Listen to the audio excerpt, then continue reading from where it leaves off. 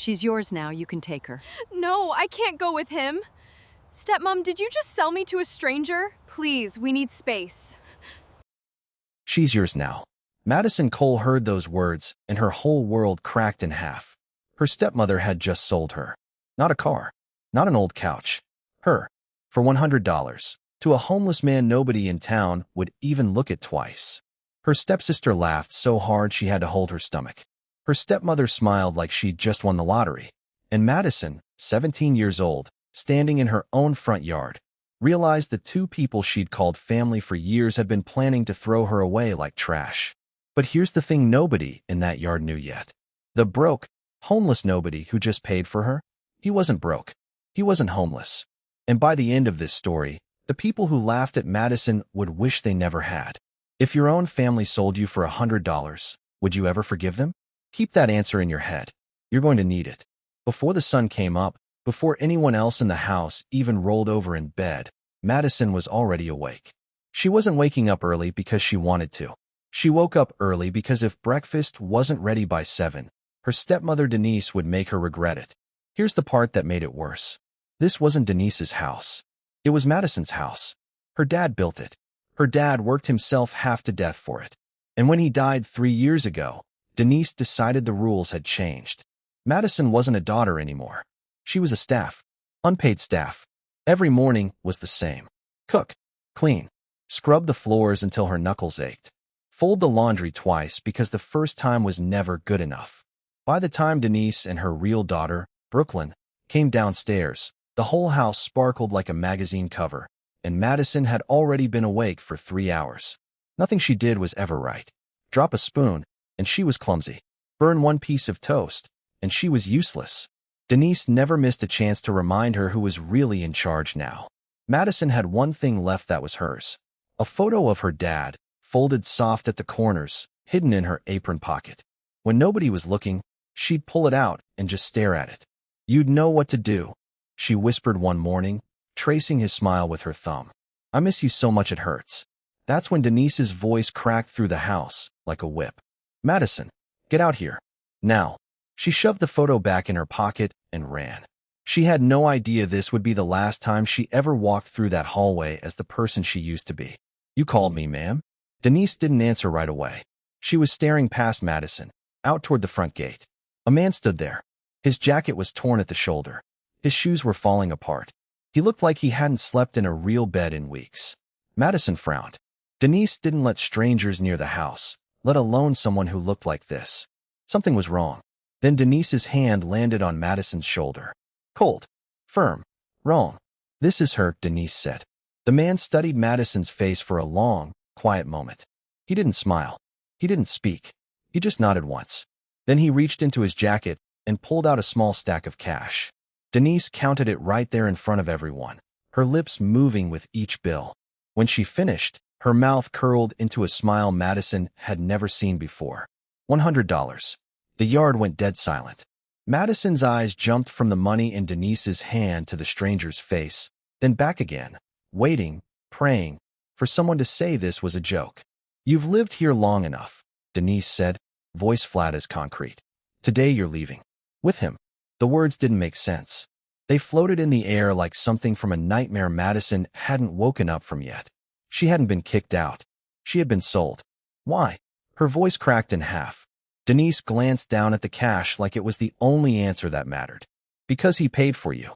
Madison shook her head, slow, like if she shook it hard enough, the whole moment would rewind. "This isn't funny, Denise. Does this look like a joke to you?" Madison spun toward Brooklyn, desperate for someone, anyone, to step in. Instead, Brooklyn smiled. Not a nervous smile. Not a sorry smile. A satisfied one. That's when it hit Madison harder than anything else that morning. They both wanted this. Tears burned down her face, but it wasn't really about the money. It was the truth underneath it. She had never actually been part of this family. Not really. Not once since her dad died. "Leave," Denise said, pointing toward the gate. Madison couldn't move. "I said leave." Denise walked inside, grabbed a small duffel bag sitting by the door, and dropped it at Madison's feet like it was garbage. "I packed your things this morning." Madison stared down at it. Everything she owned, including her father's photo, fit inside one small bag. This wasn't a decision Denise made 5 minutes ago. This had been planned, probably for weeks. She picked up the bag. Her hands were shaking. There was nothing left worth saying. She walked past the gate without looking back. Nobody called her name. Nobody chased after her.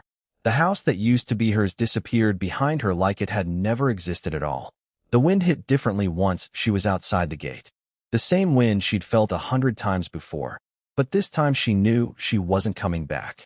Madison gripped her bag and followed the stranger in silence. Neither of them said a word for several minutes. Finally, she couldn't take it anymore.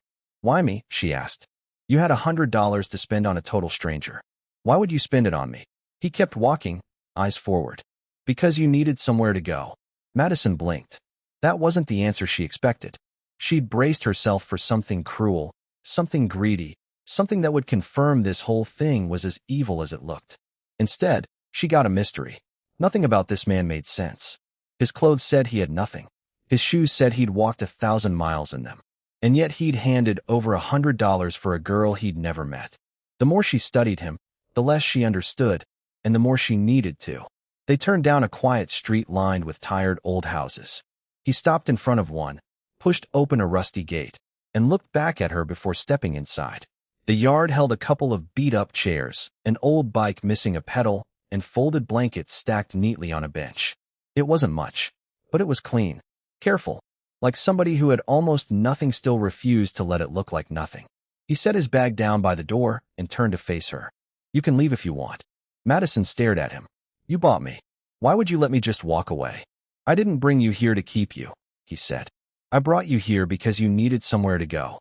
She looked back at the open gate behind her. She was free, technically, but free to go where? The house she grew up in wasn't her home anymore. There was nobody left waiting for her anywhere else in the world. She looked back at him. "I'll stay." He nodded once and opened the door. She had no idea the homeless man she'd just agreed to stay with was hiding something that would flip her entire life upside down. Inside, the room was small, worn, but spotless. Somebody had clearly taken pride in the little he owned, arranging it with care instead of letting it pile up like junk. "You take the bed," he said. Madison frowned. "What about you?" "I'll sleep out here." The room was barely big enough for one person. And yet, without a second of hesitation, he'd handed her the only bed in the house. He walked to a small stove, filled a pot with water, and started cooking without another word. Madison sat down slowly beside her bag. A few hours ago, she thought her life was over. Now she was standing in the home of a man who owed her absolutely nothing, and who had already shown her more kindness in one afternoon than her own family had shown her in 3 years. For the first time all day, the fear in her chest went quiet. She just had one question left. Who exactly was Tyler Nakamura? The weeks that followed were unlike anything Madison had ever known. Life in the little house was simple, quiet, but for the first time in years, it didn't hurt. Tyler never brought up the $100. He never made her feel like a burden. He treated her with a steady kind of respect she wasn't used to, and honestly, wasn't sure she trusted yet. Then she started noticing things. Every morning, before the sun even came up, Tyler slipped out of the house without a word. Every evening, he came back like nothing had happened. He never explained where he went. Madison wanted to ask. She never did. Something told her he was carrying a story he wasn't ready to hand over, and something else told her she desperately wanted to know it anyway. Weeks turned into months. Madison found a small job at a coffee shop down the street. The pay was nothing special, but earning her own money for the first time in her life felt like breathing after being underwater. Every evening, she walked back to the little house that had somehow, quietly, become home. There was no yelling here, no fear, no conditions attached to kindness. As the months went by, Madison realized she was falling for the man who had rebuilt the peace she thought she'd lost forever. But one thing kept bothering her. Sometimes, when they were out together, strangers would freeze and stare at Tyler like they recognized him from somewhere important. Before anyone could get close, he'd calmly steer Madison in the other direction. The first time she asked about it, he just smiled. "They've got me confused with someone else." She smiled back. She didn't believe a word of it. Back at the Cole house, Denise still bragged about the decision she'd made. Every time Madison's name came up, she laughed, imagining her struggling somewhere with a homeless man.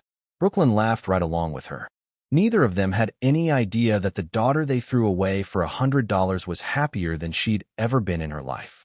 And the choice they were so proud of was about to become the biggest mistake either of them ever made. One afternoon, Tyler's phone rang. The second he looked at the screen, the calm expression Madison had gotten used to disappeared completely. He stepped outside. Less than a minute later, he came back in. "There are a few things I need to take care of," he said quietly. Before Madison could ask a single question, he was gone. He didn't come back that night. He didn't come back the next night either. Worry crept in and slowly took over everything else. Madison searched for any clue he might have left behind and found one. The number that had called him that afternoon. She dialed it. A calm voice on the other and gave her an address and hung up. She expected a small office building, maybe a warehouse. Instead, she found herself standing in front of a massive glass skyscraper downtown. Luxury cars lined the entrance. People in sharp suits hurried through the revolving doors like their lives depended on being on time. Then, one by one, everyone near the entrance stopped moving. Employees bowed their heads. "Welcome back, sir." Madison turned toward the entrance just as a black car pulled up. The door opened. Tyler stepped out. Gone were the torn jacket and broken shoes. In their place stood a perfectly tailored suit and the kind of quiet confidence that only comes from someone who belongs at the very top of a building like this. He nodded at the people greeting him and walked inside like he'd done it 1,000 times. That's when it finally landed. The homeless man Madison had fallen for wasn't homeless at all. He was Tyler Nakamura, CEO of one of the biggest companies on the West Coast. Madison stood frozen on the sidewalk. Everything she thought she knew about him had just collapsed in a single moment. When they were finally alone that night, Madison looked at him and asked the only question that mattered. "Why?" Tyler was quiet for a long moment before he answered, staring out the window instead of at her. "For years, people only saw the money," he said. "They wanted my name, my connections, what I could give them.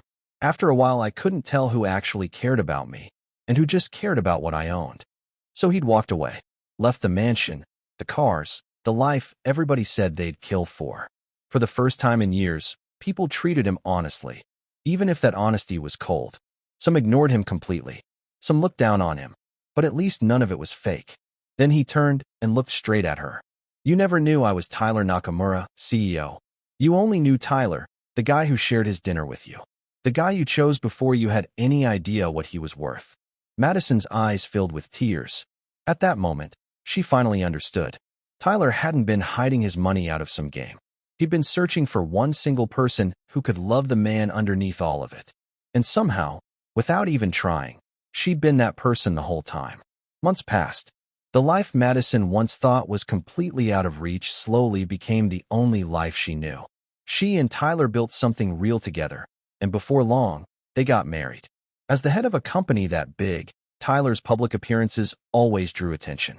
One evening, they attended his company's annual charity gala. The moment they stepped onto the red carpet, camera flashes exploded from every direction. Reporters shouted his name from behind the ropes. Through all of it, Tyler never once let go of Madison's hand. Miles away, Denise and Brooklyn sat in their living room with the TV playing quietly in the background. Neither of them was really paying attention until the anchor's voice cut through. "Tyler Nakamura arrives tonight with his wife, Madison." Denise's head snapped up. Brooklyn turned toward the screen so fast, she nearly knocked over her drink. The camera zoomed in on the couple walking the carpet. There she was, Madison, the girl they sold for $100, standing beside one of the wealthiest men in the country. As his wife, neither woman moved. Neither of them said a word.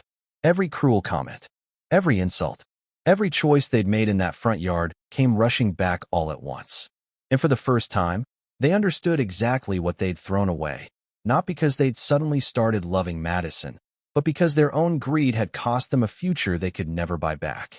The morning after the gala, a taxi pulled up outside the Nakamura residence.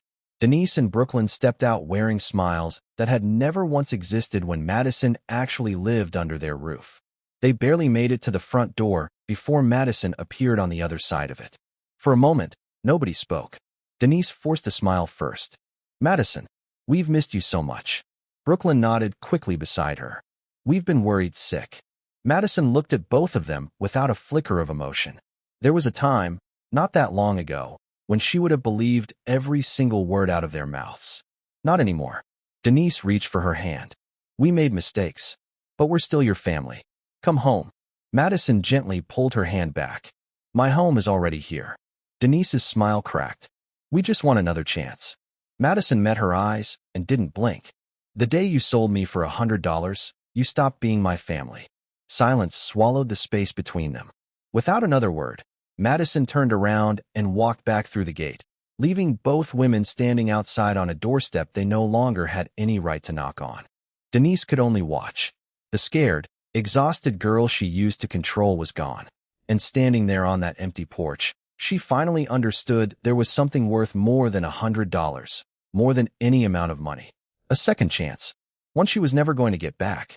Madison, the girl who was once sold for $100, found something money could never buy.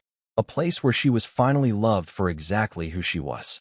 Denise and Brooklyn were left standing outside a gate they slammed shut themselves, holding nothing but the weight of a choice greed had made for them. Tyler finally found the one person who loved the man before she ever knew about the empire. And somewhere in that quiet moment on the porch, Denise learned the truth too late. The price of a person was never really $100. It was everything she'd never get back.